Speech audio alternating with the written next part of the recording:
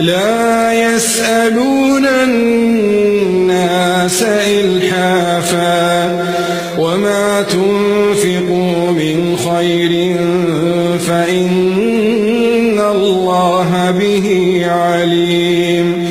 الذين ينفقون أموالهم بالليل والنهار سرا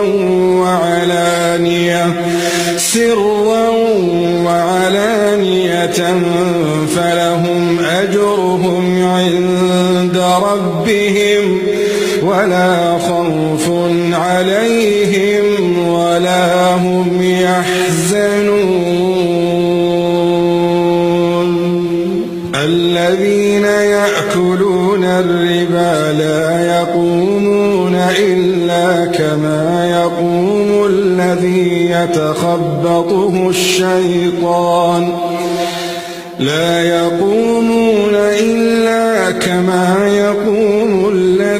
يتخبطه الشيطان من المس، ذلك بأنهم قالوا إنما البيع مثل الربا وأحل الله البيع وحرم الربا، فمن جاءه موعظة من ربه